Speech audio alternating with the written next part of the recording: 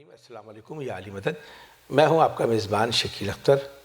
Channel 512 Virginia امریکہ میں مقیم ہے اور یہاں سے ہم اس پروگرام کو ریکارڈ کر رہے ہیں آپ کی خدمت میں پیش کرنے کے لیے.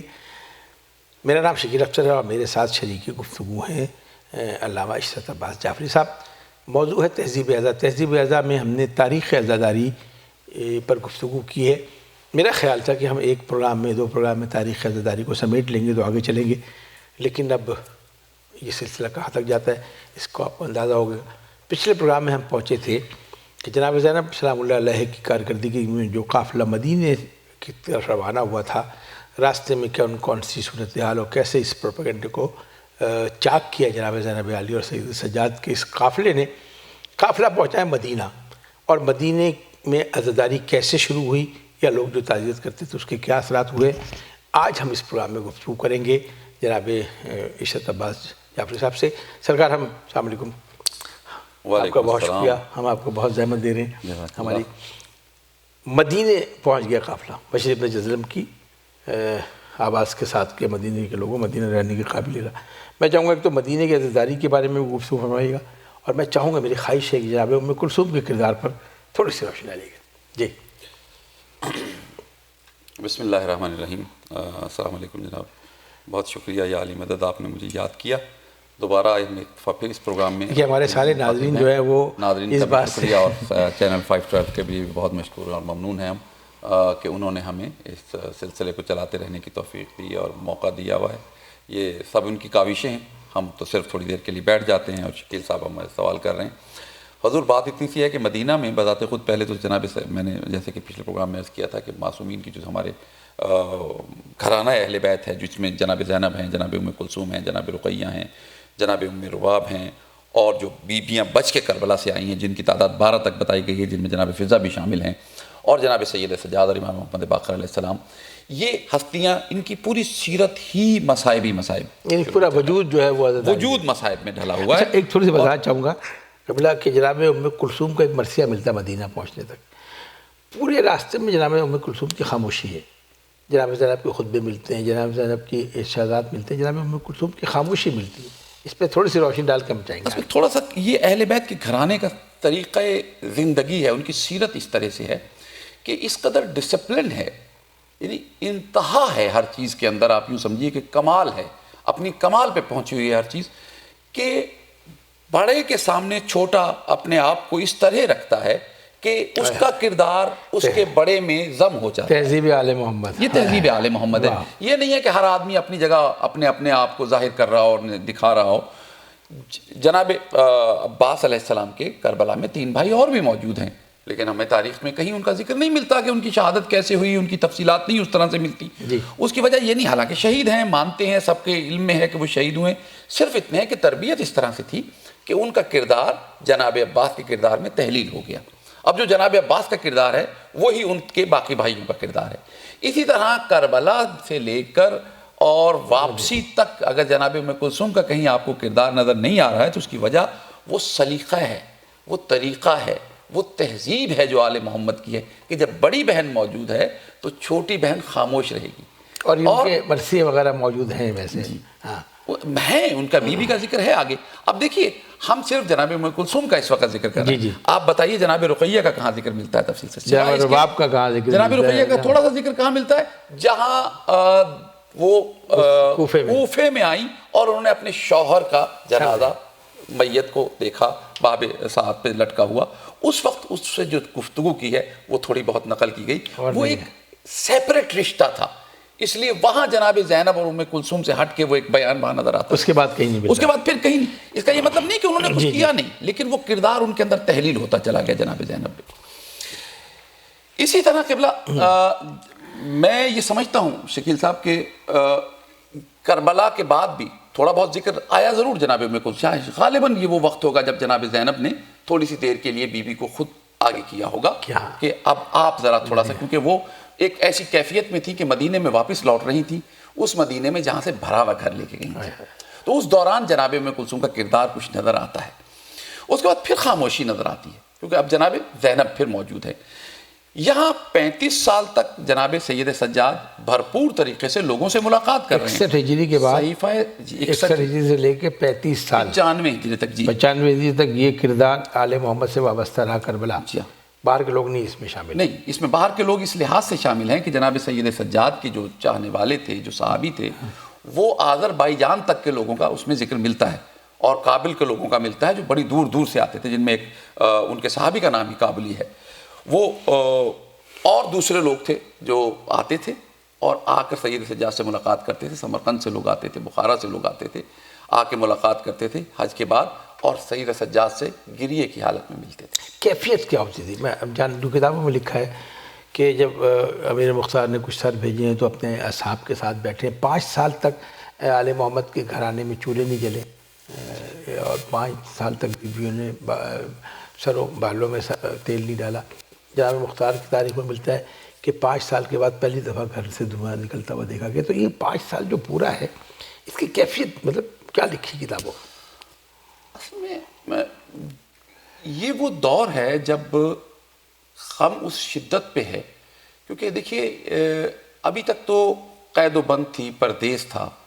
اب جب پلٹ کے گھر آ گئے نا تو اب ہر چیز سے اور مدینہ ہے، چیزوں کی وابستگی ہے. اور بار بار وہی بات ہے کہ وہ لوگ ہیں جو پرانے جاننے والے ہیں، پرانے ملنے والے ہیں، وہ آ کے پوچھتے ہیں کہ بی بی کیا واقعہ ہوا کربلا میں. آج آپ دیکھیے نا، اگر آپ کے کسی کے چوٹ لگ جائے نا اور آپ ایک کمیونٹی کے رہنے والے ہیں تو ہر آدمی آپ سے علیحدہ علیحدہ پوچھنا چاہتا ہے کہ یہ چوٹ کیسے لگ گئی آپ کی. ایک ذرا سا نشان لگ جائے تو لوگ پوچھتے ہیں یہ نشان کیوں لگ گیا آپ کے، کیسے ہوا. آپ اسے تفصیل بتاتے ہیں. اس تفصیل کے دوران آپ کی اپنی کیفیت ہوتی ہے.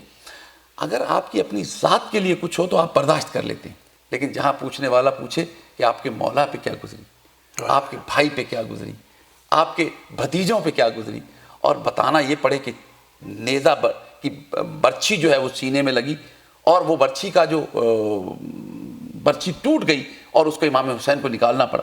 اب یہ وہ واقعات ہیں جو جناب زینب نے تفصیل سے بتائے. مقصود بھی یہی تھا، جناب زینب کا اصل کردار بھی نہیں ایسا کیفیت ہے کہ اگر وہ فرض کریں جناب زینب کے گھر میں خواتین آ رہی ہیں، سید سجاد کے پاس مرد آ رہے ہیں.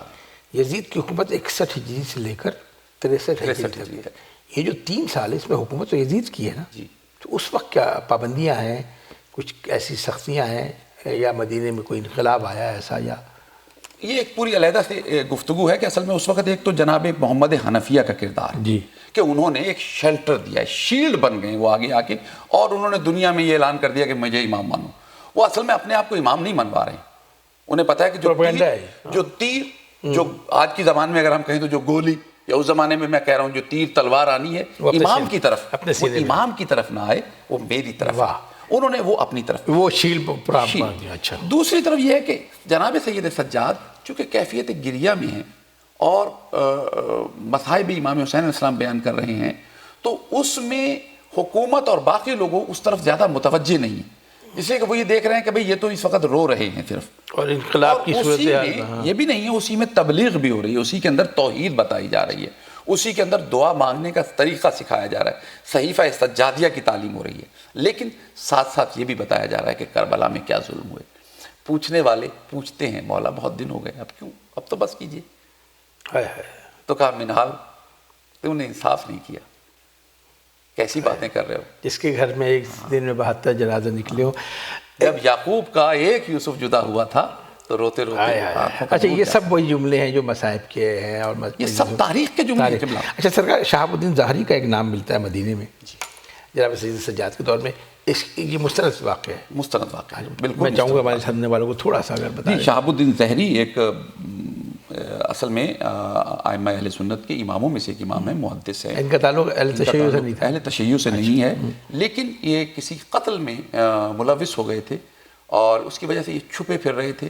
تو اس وقت سید سجاد نے ان کو اس سارے معاملے سے بچایا اور ان کی مدد کی. تو یہ بہت زیادہ معتقد ہو گئے تھے جناب سید سجاد کے اور بہت محبت کرنے لگے تھے اور آنے جانے لگے تھے جناب سید سجاد کے پاس مستقل. لیکن یہ اہل سنت سے اور حدیثیں بھی وہیں کی روایت کرتے تھے، محبت لیکن اہل بیت سے محبت پیدا ہو گئی تھی. یہ آئے جناب سید سجاد کے پاس اور آ کے کہا کہ میرے بیٹے کی شادی ہے، آپ تشریف لائیے. تو جناب سید سجاد نے کہا کہ جب سے واقعہ کربلا ہوا ہم نے شادیوں میں جانا چھوڑ دیا. یعنی یہ اس سے امام کی سیرت جو ہے 35 سال کی وہ نظر آ رہی ہے. کہ حالات ایسے ہو گئے کہ شادی سے مراد یہ نہیں کہ شادی سے مراد ہے خوشی کی محفل میں جانا چھوڑ دیا ہے، نکاح میں جانا نہیں چھوڑا ہے، خوشی کی محفل میں جانا چھوڑ دیا ہے. چونکہ شہاب الدین ظہری ایک مقتدر شخصیت ہے، اس کے ہاں نکاح سادگی سے ہونے والا نہیں ہے بیٹے کا، ایک تقریب میں ہونے والا ہے. تو کہا میں نہیں آؤں گا کیونکہ میں اس طرح کی تقریبات میں نہیں جاتا ہوں. یہاں کچھ غلط فہمی ہوتی ہے، لوگ سمجھتے ہیں کہ جناب 35 سال کے نکاح نہیں ہوئے ہوں گے، کیا امام نے کسی نکاح میں، کیا امام کے اپنے خاندان میں نکاح نہیں ہوئے ہوں گے؟ نکاح کی ممانعت نہیں، نکاح میں جانے سے منع خوشی نہیں کی کیا. تقریب کی ممانعت، تقریب نکاح، چونکہ شہاب الدین ظہری ایک مقتدر، ایک صاحب حیثیت بہت شخصیت اہم ہے، بات کر رہے ہیں سرکار آپ. وہ وہاں پر صاحب حیثیت ہے، وہاں پر اگر نکاح ہوتا تو تقریب نکاح ہوگی یقیناً. وہ ایسے نکاح نہیں کر سکتا بیٹے کا کہ آرام سے سادگی سے بالکل نکاح پڑھوا دے گا، نہیں، اسے پوری حکومتی نمائندوں کو، کیونکہ وہ دربار میں بیٹھنے والا شخص ہے، ان تمام کو بلانا ہوگا. امام نے منع کر دیا. اس نے کہا مولا کوئی طریقہ ہے، کسی طریقے سے آپ تشریف لا سکتے ہیں؟ تو اس پہ مولا نے کہا کہ ہاں ایک بات ہے کہ اگر تم میرے بابا کی مجلس کرو اپنے گھر میں، شادی سے پہلے اس میں میں یا اس تقریب کو بدل دو. بس یہ کہا کہ اگر تم مجلس ہوگی تو میں ضرور آ جاؤں گا. اچھا یہ طے نہیں ہے کہ یہ طے نہیں کیا جا سکا. میرے پاس ایسی کوئی ایویڈنس نہیں جو میں نے پڑھا ہے کہ شادی سے پہلے یا شادی کے بعد. اسی تقریب میں امام چلے گا. ہاں امام کو بلایا تو امام کو اس نے کہا اچھا ٹھیک ہے. پھر اس کے بعد اس نے کچھ انتظام کیا. اب ظاہر ہے جب مجلس حسین کر رہا ہے تو اب وہ اپنی اس پرسنالٹی کے اس پارٹ سے نہیں کر سکتا جس میں اس نے دربار میں موجود لوگوں کو بلانا ہے اور بڑے بڑے امیروں. اب اس نے انہیں بلایا جو آل محمد کے چاہنے والے ہیں. ایک مخصوص تقریب کی، فرش اعضا بچھائی اور اس میں امام کو بلایا. تو یہ یوں سمجھ لیجئے کہ باقاعدہ طور پہ مجلس کی تبلیغ اگر ہمیں روایات میں ملتی ہے کہ کسی کے گھر میں ہو رہی ہے اور سید سجاد کروا رہے ہیں تو وہ یہ تقریب کا سلسلہ ہے کہ اگر تم معصوم کو اپنے گھر بلانا چاہتے ہو تو اپنے گھر میں مجلس برپا کرو. اور آج تک ہم اسی بات کو یاد کیے ہوئے ہیں کہ اگر ہم نے اپنے گھر میں معصومین کو بلوانا ہے تو مجلس. یہیں سے یہ روایت ملتی ہے. یہیں سے. بہت بہت شکریہ جناب اشرف عباس جعفری صاحب. ناظرین محترم دعائیں دیجیے آپ، اللہ سلامت رکھے ایسے لب و لہجے کو، ایسے نظر رکھنے والے اہل علم کو جنہوں نے تاریخ کے گوشوں سے وہ چیزیں نکال کر آپ تک پہنچائی ہے جو آج تک آپ فرش اعضا بچھاتے ہیں. فرش اعضا میں جو تقدس اور جو کیفیتیں آپ کو نظر آتی ہیں یہ ائمہ معصومین کی سیرت ہے. یہاں تک ہم پہنچے ہیں. اب اگلے پروگراموں میں ہم چلیں گے کہ کیسے ائمہ معصومین کے دور میں عزاداری امام حسین برپا ہوئی ہے. 61 ہجری میں یزید نے کربلا کا واقعہ، 64 ہجری میں فنار ہوا ہے، اس کے بعد 65 66 جو باقی زمانے ہیں وہ کیسے گزرے مدینے میں کے حوالے سے بھی، اور دنیا کے جن جن علاقوں تک یہ باتیں پہنچی وہاں کیا صورتحال ہے، تاریخ کے آئینے میں ہم گفتگو کریں گے. میں پھر اپنے سننے والوں کو یاد دلا دوں کہ یہ صرف تاریخ پر گفتگو ہے، اس میں کسی قسم کی کوئی مداخلت نہیں ہے، اس میں کوئی ہم مذہبی اختلافات کو ہوا نہیں دے رہے.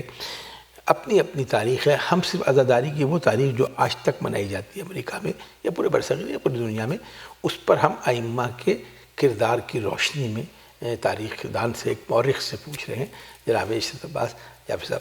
انشاءاللہ اگلے پروگرام میں اس سے ایک قدم آگے بڑھیں گے.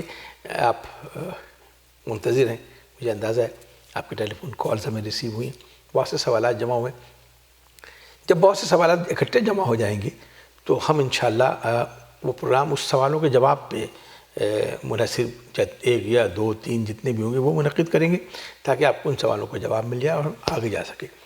اشارہ کر رہے ہیں اس پروگرام میں ہم، اگر آپ نے اس کی تفصیلات دیکھنی ہے کتابیں موجود ہیں، کتابوں پہ جائیے اور آپ کو ان تفصیلات سب چیزوں کی مل جائے گی. ہم صرف آپ کے لیے کرٹن اریزر پیش کر رہے ہیں، یعنی پردہ ہٹا رہے ہیں تاریخ سے. بہت بہت شکریہ. شکیل اختر کو اجازت دیجیے. اللہ نگہبان.